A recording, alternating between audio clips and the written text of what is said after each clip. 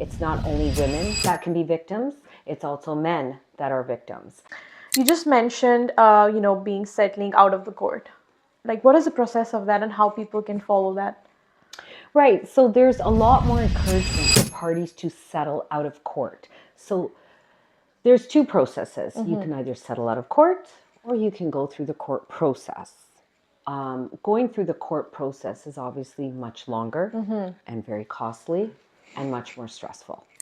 It's a gift for you from our A Bliss of Life show. So I Thank would you. love you to open and see. Okay. Yes, you can just like. You didn't have to do that, but thank No. you. Who doesn't love presents, right? Yeah, of course. It's a Christmas time as well, so. Yes. I believe so that this episode is for everyone. People who want to know about the basics of law and should know. They should be aware of it. And this episode will be the introduction of it. So I hope you guys will enjoy this episode. Hi Pam, how are you? Good, thanks. And how are you doing in general in life? Great. I'm enjoying the holidays and busy with work, life, everything. So things are good. That's perfect. Thank you so much for coming to the show.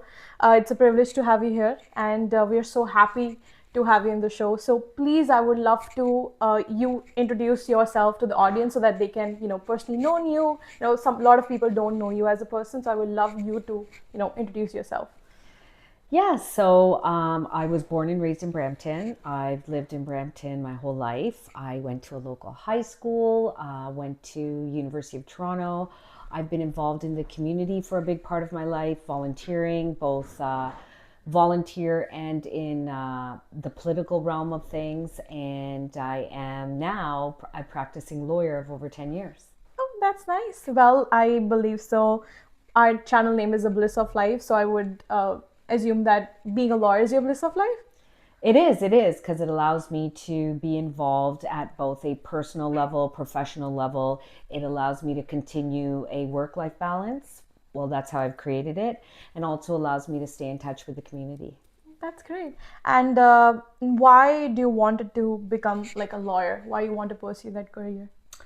I can't say I always wanted to be a lawyer. It kind of was a path that I came upon and realized that I wanted to do. So initially, when I was younger, I wasn't really sure what I wanted to do, and I ended up going to the University of Toronto and pursuing a Bachelor of Science because I had planned to get into sort of the more medical field. I specialized in psychology. I enjoyed that, but after doing that degree, I kind of felt like I wasn't sure if I wanted to pursue that. After that, I went on to get involved with the community. I also pursued a postgraduate in human resource management. Okay. I enjoyed that very much. It gave me a whole set of skills. And then after some time, as I was involved in volunteering in the community, I became politically involved. And I think that really brought to me social and legal issues. And I found that I enjoyed that. I found that I enjoyed interacting with people, dealing with analytical issues. And I found I was sort of leaning more towards law school.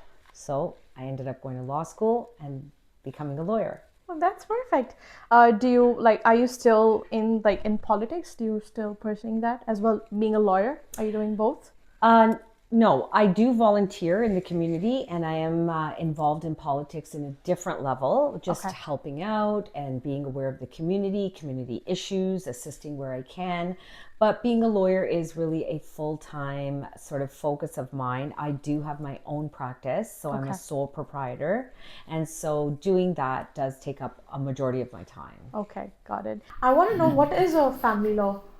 So family law, it's quite large. It covers a lot of different areas, but essentially it is the breakdown of family. So that could be a breakdown of a relationship, a breakdown of a marriage, a breakdown of relating to children.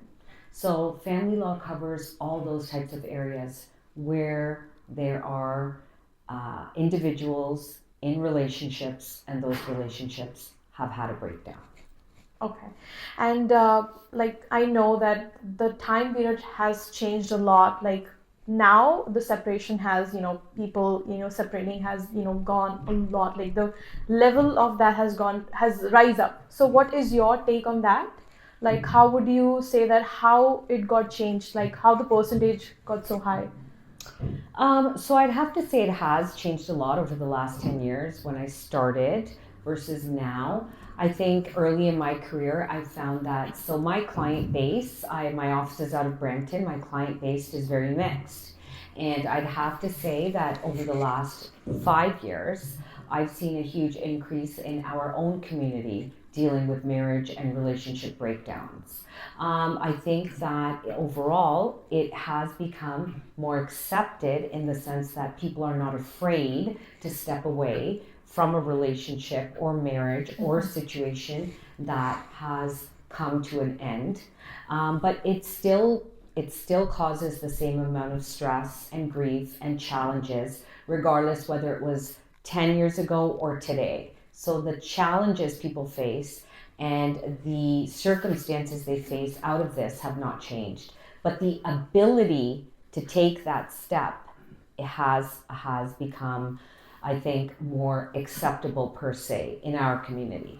Okay. And why do you think it's like why people are getting separated, and why do you think is the main reason? Like today's generation, I know it's like the relationship are so weak that they're just getting separated like for like after a few years. Why do you think it's happening? So I see relationships that have lasted 1 year, and I've seen relationships that have lasted 25 years. And so, when I get clients that have come in after 25 or 30 years of marriage, I myself get quite intrigued that they've lasted this long in a relationship, but they finally have found the reason, and they've come to they have various reasons. Maybe they stayed for financial reasons. Maybe they stayed for the sake of the children, and now the children are older and they want to, be out of that. Their obligation has ended. So every single person's reason is different. It's not a cookie cutter situation when it comes to a breakdown of your family. But one of the bigger reasons I see with people who have been married for less time is just not putting that thought into the relationship prior to getting married. So the views of marriage, the values, what people are expecting out of a marriage, I think they don't go into it well thought out. And so that once the marriage is there and they're living together, the challenges that they're facing, they're unable to either get through them, or I think they just no longer have the patience or the drive to work on those. And do you think like there are some points, very main points people should think when they are getting into marriage? What are the points they should actually think about? It's because marriage is a very, very important thing, and it's It a is. lifetime commitment, I would just say. Well, yes. So I think that over the last 10 years, when I have people come across my office, hundreds and hundreds of people, and I look to what are the main reasons of a breakdown of a relationship or marriage, it really comes to a certain points that they just, I believe, cannot get past. So I think big reasons are financial, Okay. spiritual, general views on life, and sort of their goals as a couple. So those types of issues can really break challenges and bring challenges and break the relationship up. And so I think, for example, financially, I think people don't often have those conversations prior to marriage. If you have one person who enjoys spending and another person who absolutely doesn't spend, and therefore they don't have, that results in not having the same financial goals. Therefore, it results in imbalance. That imbalance causes other challenges. And as you can see, that rolls into something larger. Spirituality. For some people, their spirituality plays a big role in their life. Now, it doesn't mean that all people might have the same spiritual views, but they have to respect the spiritual views. Those are other things that I've seen come in front of me often. So it's less and less what historically, typically people thought that it was the in-laws, or it used to be different views, but I think people can no longer walk into a marriage with tick marks that have to be met, or that traditional bio data that does not guarantee success. I think that's one of the biggest things I've learned over the last 10 years of dealing with the breakdown of people's relationships in all cultures. Okay. Yeah. Well, when a person, like when a couple is coming to you, do you always like, do you prefer them to have a counseling, before getting into any decision? So I cannot. So when you're a family law lawyer, you can only represent one person, Okay. either the husband or the wife. Okay. So what I always do is I do get a background from my client. I sit down, I talk to them. I need to understand what is the reason for the relationship or marriage breakdown. I need to understand what their partner might be thinking about them, what their partner might be saying if they were sitting in front of me. That's very important to me too. I often ask my clients if they would consider reconciling. That's something I think that it's very important that I ask as a lawyer, so I understand where their psyche is in the point that they've come to me. Some people are only contemplating breakdown. Some people only have some questions. Some people are ready to go full force. So it depends on where they are in the stage of this breakdown or potential breakdown of relationship. So, like, do you advise them first talk to your partner and then come to the decision, like together, like whether they want to get divorced or not? Sometimes, unfortunately, they don't have that option. There is no communication with them and their partner, or the decision's been made for them by the other party, or a circumstance that's come into the relationship that has caused the breakdown. So some people have no control over what's going on, and that's a very difficult situation for them. So sometimes people are coming to me as clients who are still dealing with the shock of the breakdown because they haven't yet grasped what the result of that breakdown is going to mean for them. They were in a relationship for X amount of time, it's now over, and they have to learn to navigate alone. Do you have seen couples getting divorced and then coming together? Have you seen that? In my 10 years, not even half a dozen times. Means movies lies, because I see like a lot of movies, like when they get Yes. those, like they're back, like I think it takes a lot for people. Perhaps people may get married in haste, but breaking up a relationship and taking that step to divorce is a very long process. It can be, and I think they have a lot of time to think about it. And often when it gets to the point where they have divorced, it's highly unlikely that they're able to get past that and work it out. That point of reconciliation can happen during the process, but I think at a certain point there's a trust, there's a breakdown in communication, there's many things that just can't be repaired. Do you see the difference between a man and a woman client? Like, what is the difference you see between them? There are differences, but I do think that the traditional stereotypes of men and women as clients has changed. Those no longer exist. It's not only women that can be victims, it's also men that are victims. I do have many, many men that are clients. Actually, a large proportion of my client base are men who are going through a marriage breakdown. And so I think some of the differences that still exist are the financial abilities of where you may have a stay-at-home mom or wife who is now navigating, learning how to become financially independent because of the marriage breakdown. On the other hand, you have men who are in a marriage breakdown and will be taking custody of their children, and they will be the primary caregiver of those children. So things have changed incredibly over the years. There's definitely differences, but those differences aren't as stereotypical as we traditionally used to think, where there was a power struggle or an inequality. It's not so much that anymore. It's just their roles are, depending on what their roles are, that's where I see the differences, and also on their approach of the breakdown. So the circumstances of each person really dictate how they react in that situation. Okay, got it. And well, I wanted to also know about what is your take on prenup? What is your opinion about that? So I've noticed over the last few years, both in our community, South Asian and not, that those are becoming very, very common. And I think that there was a stigma attached to prenups in the past, that they are there to sort of, they're looked upon negatively. Why is that there? Do you think the marriage is going to end? Is there suspicion about the relationship? But it's not. I think in Canada, you have generational wealth. You have immigrants that came to Canada in the 60s and 70s who have become quite wealthy and established here, who have raised their children, who have now moved on to get married. And I think those parents are looking at that their children are inheriting this wealth, there's generational wealth, there's properties, there's businesses. And I think what really the driving force is that the hope is that this couple that are getting married are going to have a long lasting marriage. However, in the circumstances that should there be a marriage breakdown, there's a lot of assets that people have worked hard for and they want to protect those assets. They don't just want to give them away because it falls under the Family Law Act. Why do you think expect they want to protect their assets? Like what is why people get the prenup, just to protect their assets, or there could be another reason that why they take the prenup? So most of the reason is because you're spending money to do this prenup.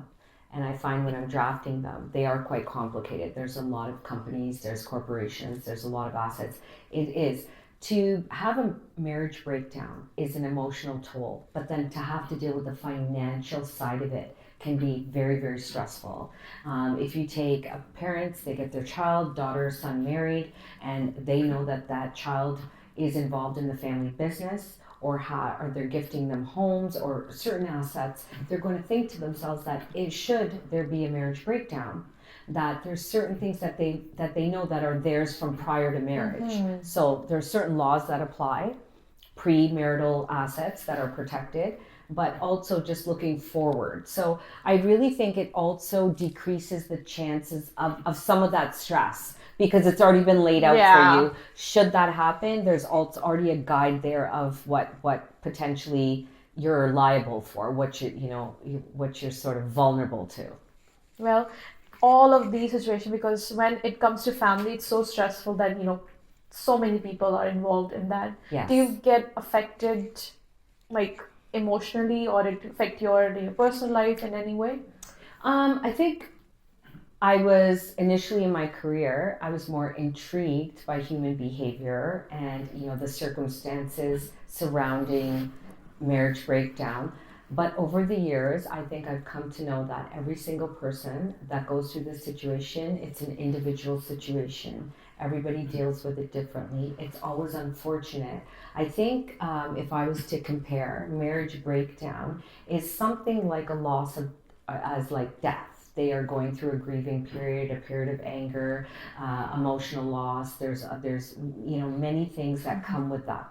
And so when clients come to me, they come to me at very different stages. Some of them are in the grieving, some of them are in the shock, some of them are in anger. Mm-hmm. And I think what I've learned to do is just navigate through that and look at the situation through eyes of helping them. But, we're also adults, and adults have adult problems. And so I think when I leave the office, I leave that at the office. That's great. Yeah. I think so. It's also give you mental peace, just to avoid those things, because I've seen a lot of lawyers get triggered by their professional life, interpersonal life. Mm-hmm. So I've seen that.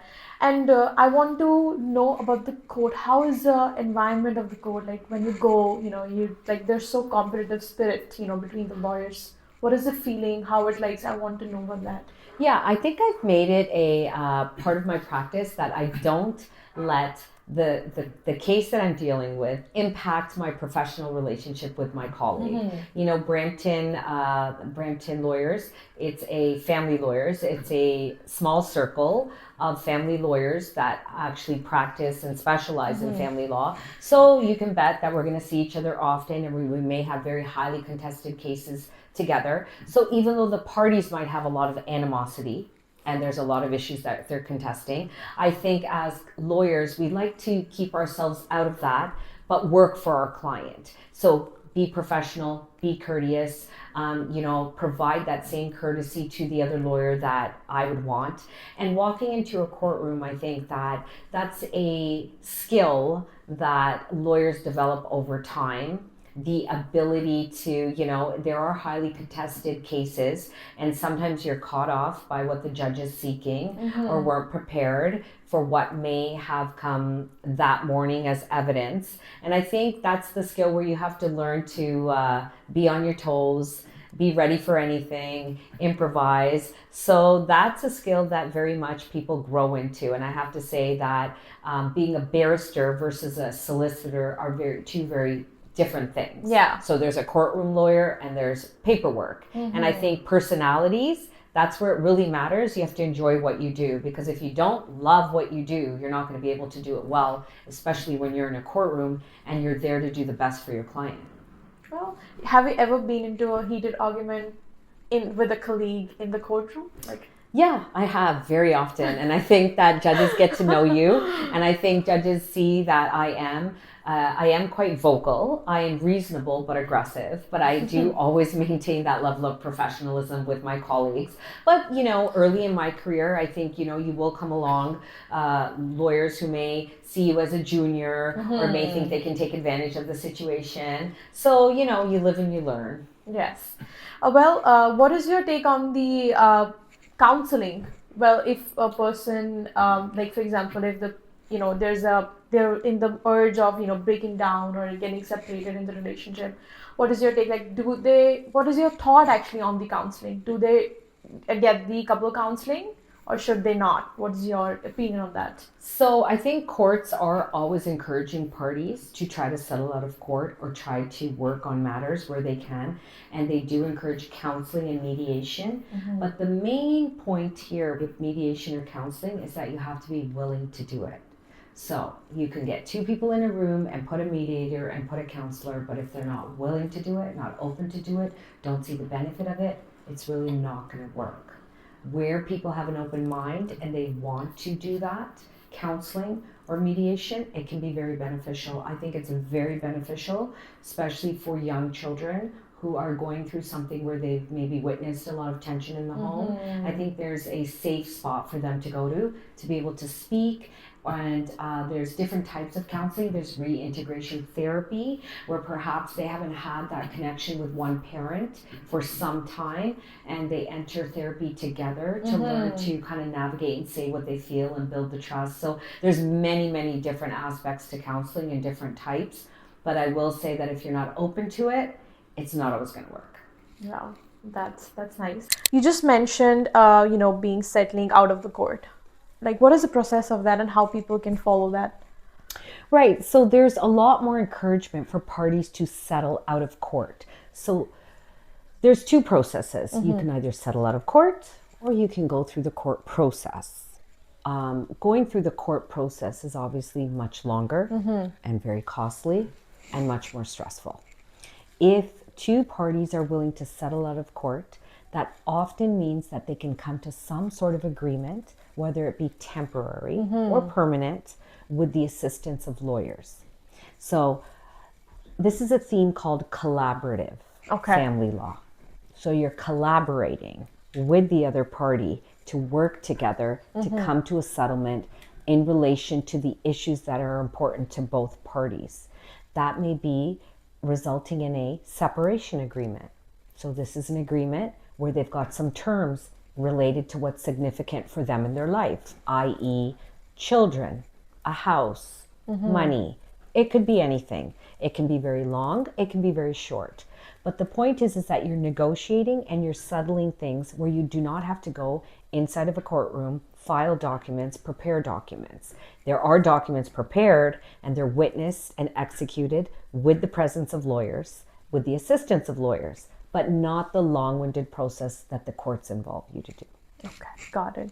Well, back to the politics. I want to know that have you ever thought of, getting into elections? So I was a candidate a few times back in starting from 2007 through 2011, and I enjoyed that very, very much. I love interacting with people. I love politics. I love policy making. I enjoyed all of that. Campaigning is very difficult. It's a grind. You're up, you're out every day, nonstop. You're in the public eye. However, I think with the balance with life and with having a law practice and being a sole practitioner, it's a choice of one or the other. It's very difficult to do both because I believe that whatever you're going to do, you've got to give it your 100% and do it well. So I enjoyed that time of my life. I still enjoy being involved in the community. I still enjoy being involved in politics, but more so behind the scenes. And so at this point, I can't see myself getting back into politics in terms of the front line being a candidate, but definitely staying involved because it's a passion that I have. I have a bug for politics. But then I will definitely suggest you to, you should get into election. I think so. Canada needs you, Well, there are elections coming up and hopefully we'll get some good candidates. And, I think it's very difficult to put your name forth. It's a thankless job. And I admire every candidate out there, whether they're popular or not, because it's something I've been in that position. It's just not an easy position to be in. Well, thank you so much. I want to know that how like a Canadian or an international student or like a working professional can actually pursue a law degree, how they can do that. Okay, so essentially, anyone who wants to become a lawyer in Canada must have an undergraduate degree. Let's start with that. Okay. Okay, and so whether you are a Canadian born or international student or a working professional, you have an undergraduate degree or a postgraduate degree. You then write a law admission exam, LSAT, they call it. Once you write that, and that's for Canadian law schools, they assess your mark and they will give you admission. So let's assume you get admission, you do your law degree in a Canadian university, a 3-year degree. And once you obtain your law degree, you then are required to article. Articling means to work under the principal of a lawyer for 9 months. Okay. Once you work those 9 months, or during that time, consecutively at the same time, you are required to write a bar exam. Every Canadian must write a bar exam in order to get called to the bar and become a lawyer. And those exams is a barrister exam and a solicitor exam. Okay. They're 8 hours each. And once you pass them, you then become a lawyer. Now, you can also apply to law school internationally. So many Canadians have gone to law school in England, like myself. I obtained my undergraduate degree here from University of Toronto. I then went to England, the University of Birmingham, and obtained my law degree. When I came back, my law degree, because it's a common law country, was assessed by an accreditation committee, and I was to write a few conversion exams. Okay. I did those courses, I wrote those exams, but then went back on the path of articling and writing the bar. Okay, got it. Thank you so much for sharing the information. You seem very nice, but I don't understand why people are so afraid to go to a lawyer. Why they do that? I can understand why. I think overall, when you're going to a lawyer, you need help. So many times it's not for the best reason. And I often say no one wants to pay a lawyer. I mean, you're already dealing with a lot. You're not sure what kind of service you're getting. And hiring a lawyer can be very expensive. But what I often advise people to do is I often advise people to go speak to a lawyer. Go have a consultation. Do research before you hire a lawyer. Know the difference between a lawyer, a paralegal, and a consultant. They're all very different things. Some of us, lawyers, went to school for close to 10 years. Some have gone to school for 6 months. There's a big difference. So you have to know if the person you're going to is qualified to do what they say they're going to do. And just like any other service out there, you're paying for that service. You should be comfortable with that. Got it. Thank you so much, Pam, again for your valuable time. It was this conversation I'm going to remember, and I'm taking so much from this conversation. I think so a lot of people do not have the information which you have shared. So thank you again. It's a gift for you from our A Bliss of Life show. So I would love you to open and see. Okay. Yes, you can just like. You didn't have to do that, but thank you. Who doesn't love presents, right? Yeah, of course. It's a Christmas time as well, so. Yes.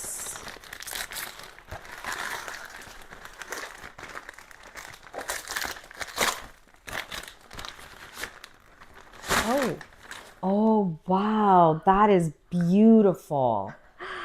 I hope you loved it. That is amazing. I honestly love it. Thank you I did try so my much. best. Thank I you did try my so best too. much. Thank you. I love it. I actually love it. I'm spiritual, so thank you so much. Thank you. Thank you so much again for coming to the show, and thank you guys for watching. Lots of love.